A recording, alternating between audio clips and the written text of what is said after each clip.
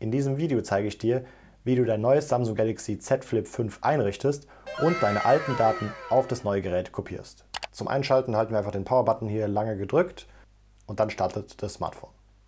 Jetzt klicken wir unten auf den blauen Button, der heißt Starten, dann wählen wir unser Land aus. Der Lizenzvereinbarung stimmen wir auch zu. Und jetzt sehen wir hier schon einfache Einrichtung mit einem anderen Gerät. Da klicken wir jetzt hier auf Galaxy oder Android-Gerät. Und jetzt haben wir hier so einen QR-Code. Jetzt nimmst du einfach dein anderes Handy in die Hand und dann siehst du hier direkt schon Galaxy Z Flip 5 einrichten. Also ich musste gar nichts machen, der hat es automatisch erkannt. Da klicke ich natürlich jetzt hier auf Einrichten. Und jetzt siehst du hier den Code, den ich scannen kann.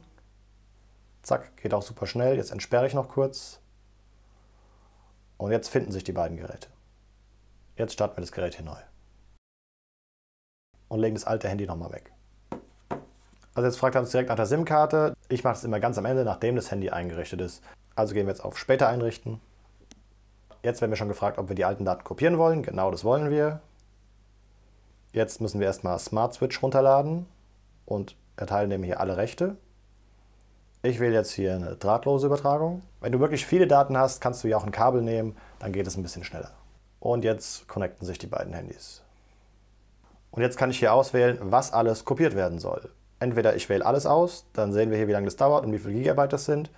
Oder nur die Anrufe, Kontakte und Nachrichten. Oder individuell, das wähle ich jetzt mal aus.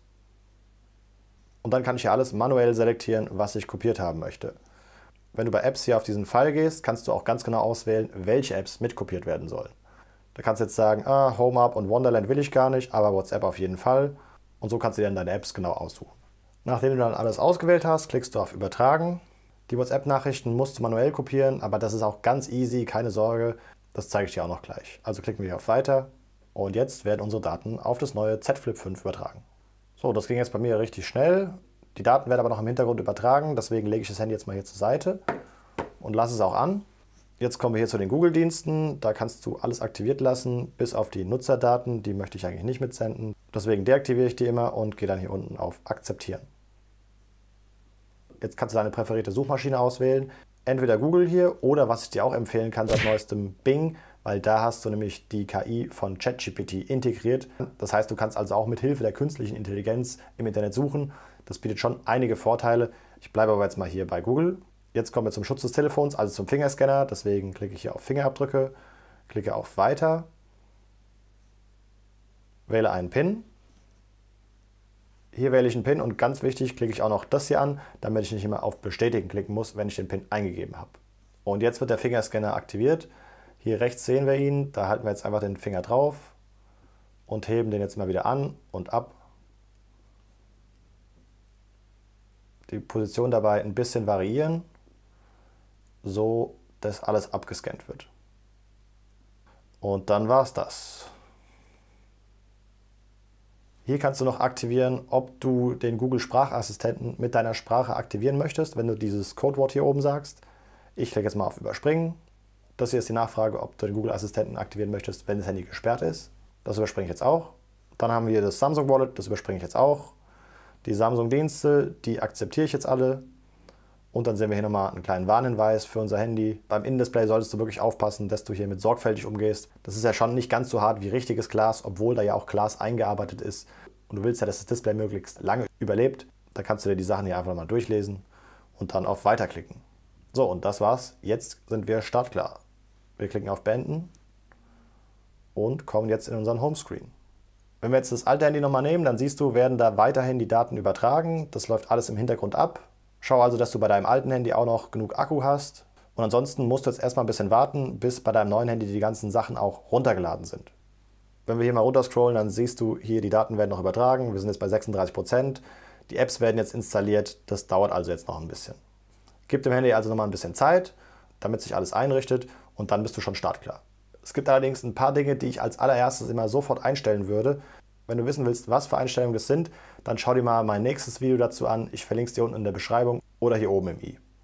So, ich habe jetzt mal ein bisschen gewartet, bis alle Apps installiert sind. Du siehst, es fehlen noch manche.